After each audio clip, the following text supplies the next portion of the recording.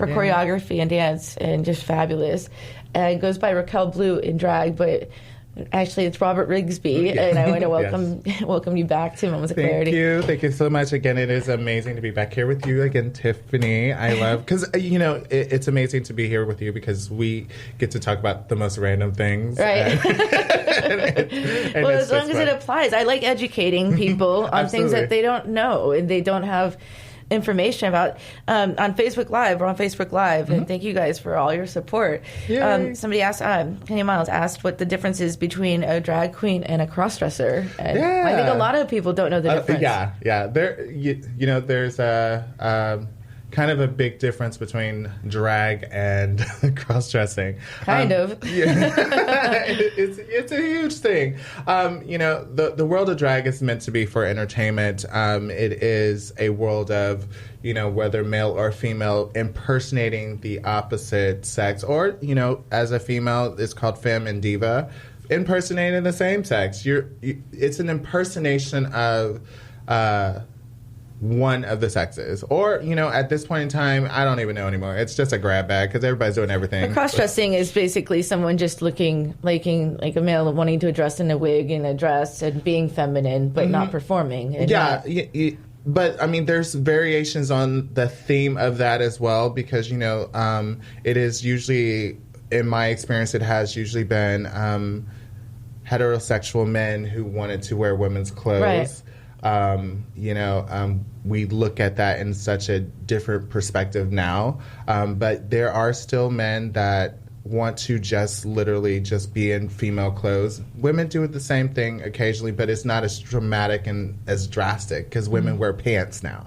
Right. So it's not that big, but for a man to be a crossdresser, he is literally wanting to, and there's different aspects of that. Again, he's literally just wanting to be in female clothes, whether it's just something he's wanted to express his feminine side or express, but sometimes it's a sexual thing as well. Like he prefers to be that way. But again, drag is entertainment. It is meant to be entertainment. It's not sitting at a bar hoping, to get hit on and stuff like that. But, if you want to buy me a cocktail when you see me out, I'm all for it. What I don't see much anymore or hear of it, because back in the day, it used to be like dressing up as a diva performer like Cher, Liza Minnelli, Madonna, or whatever. We don't see that much anymore nowadays, at least locally. Well, here's the thing about that. There is a show, Catherine Nevitz is really amazing with that over in Lakeland. They have a show called Legends, and a lot of our local entertainers, it's more of a showcase thing. Occasionally you see some pretty amazing, we have a Michael Jackson impersonator out there from Lakeland. I can't think of his name right off the bat. I can see Tina Turner once at Hamburger Mario's. Well, my good friend Imani Valentino, she does an amazing impersonation of Tina Turner. Susan Whitney does an amazing impersonation of literally everybody. Jada Fuentes, you can find her. She's a Mac artist. She does verbatim looks like Whitney Houston. I'm like, girl. I've tried to work on my Janet, but my inspiration with Janet Jackson has been Ashley T. Banks. You were there when she was kind of Miss Florida West Coast. Her Janet Jackson has been amazing and on point. Love when she does it. It's a girl. Bring it back out. But, impersonation is kind of a thing that we used to do in the drag community that was really big years ago because of, that's what people were looking for to see. But now, again, with RuPaul's Drag Race, bringing drag to mainstream, people aren't necessarily wanting to see a Britney Spears impersonator. They're wanting to see what are you going to do with a Britney Spears song, and because the interpretation, toxic. Has there been Britney Spears in drag? Yeah, it's like, if you see a queen do Toxic now, it's not literally them impersonating Britney Spears. Yeah, it's like literally with them with a gas mask on and some kind of habit suit. So it's different As a now. nun. We have a caller. Hi, Claire. Thanks for calling in. Welcome to Moments of Clarity. Hi, thank you. Thank you for having me. Thanks for calling in. You have feedback or question? Claire is you know Claire. the director for Project No Labels, which will be benefiting Closet Ball tomorrow. So thanks for calling in, Claire. Hi, thank you guys for having me. I appreciate being on this call. And I enjoyed listening to that little chat there, Robert. Well, I'm glad that you called in because, again, I think it was important to get from your perspective exactly what the work of Project No Labels, and I wanted to kind of save that for you, but yeah. Yeah, tell us about Project No Labels. Cool. We've been around for about 3 to 4 years, and our mission is to unite our LGBTQ plus community with our straight allies through positive activities and events and promoting volunteerism and activism. Oh, wow. So, yeah, we've been doing a lot of things around the community in the last 3 years.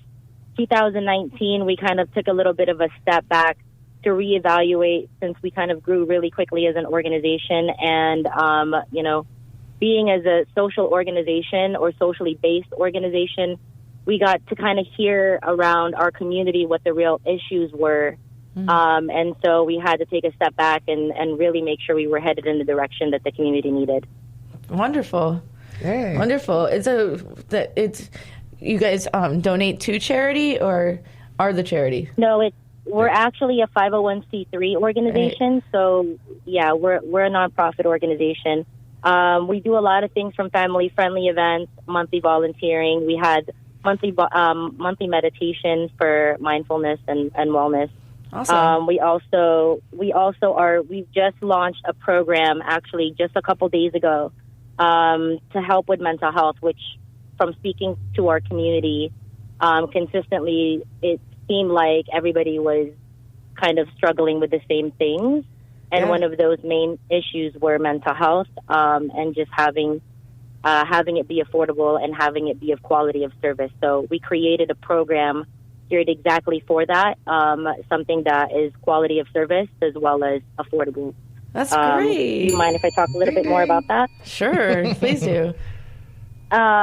So it's called Be Yourself, You Are Worth It, and we're basically offering mental health therapy or mental health counseling for $20 per session. Wow. And that's extremely affordable for most people. And actually, P&L is covering a $10 cost. So our mental health counselor student intern will be receiving $30 for their quality service. But this is in partnership with Project No Labels and Dr. Katie Schubert.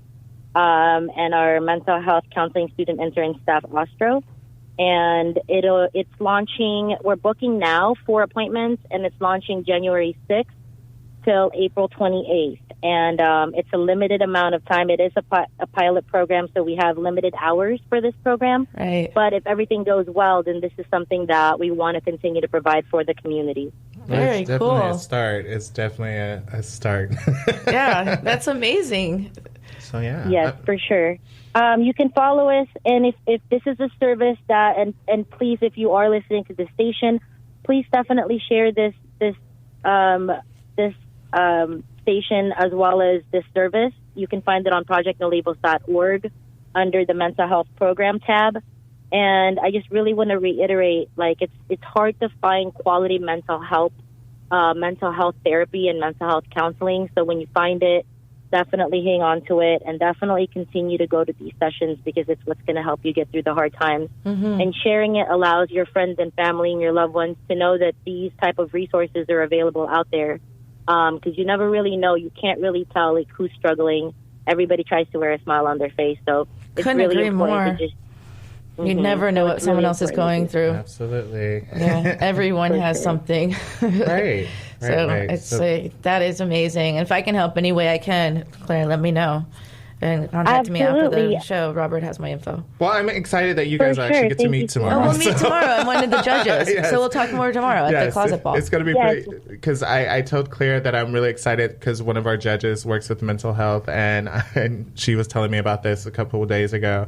And I was like, yay, this is going to be perfect. It won't be better. Awesome. That's great. I look forward to meeting you. I'm looking forward to it, Tiffany. Yeah. Thank you so much for having me. And thank you so much for volunteering your time to do the Closet Ball thing. Yeah, of course. It's going to be fun. Yep. It's and not only that, but I'm always there to try to do something for charity. And now, especially if it's going to mental health, then I want to help additionally with that too. So we'll talk more tomorrow. But thanks so much. Awesome. Thank you. Thanks, Claire. Thank you. Thanks for having me, guys. Have a good show. Thank you. Thank you so much. Yay. We have another caller. We have caller Kenny. Hi, Kenny. Welcome to Mom's Clarity. Thanks for calling in. Hi. Thanks for having me. Hi, Kenny. I think you already answered the question I had about the differences between a drag and a cross-dresser. So I'm trying to think of another question. We did kind of get that because I saw it. You posted it on Facebook. It's a good thing, and the thing. But it is a big difference. I told her, Tiffany, that during that break that it was really. I'm really glad that you asked that because especially with the competition that we have going on tomorrow, I do definitely want to address this. When we first started the competition, it was Mr. or Miss Closet Ball. And as I progressed with the situation, I had transgender contestants coming in. I felt that was different because they weren't sure, like, how do I do a closet ball when I'm already female? And I was like, well, you still can do it. You just have to still have that transformation. So you still have to paint drag. You still have to look drag.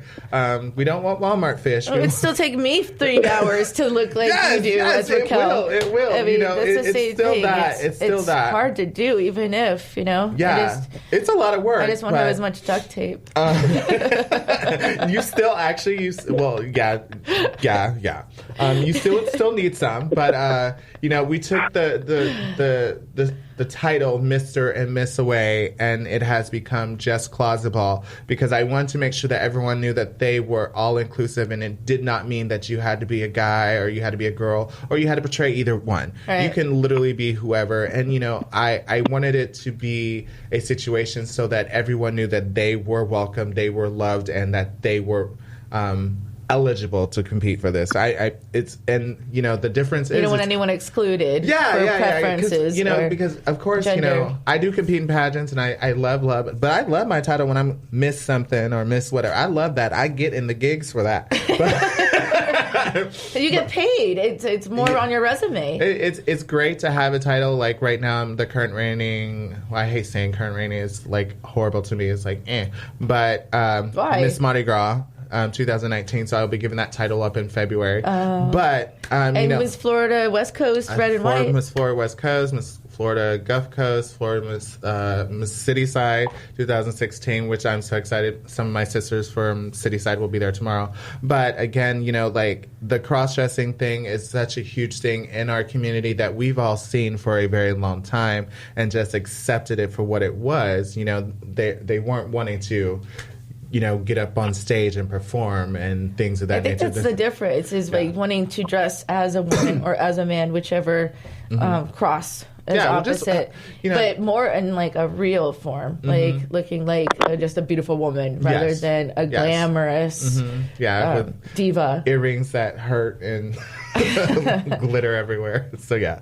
But I hope that addresses somewhat your question, Kenny. Yeah, it did. Definitely, and we've come a long way with RuPaul's Drag Queen.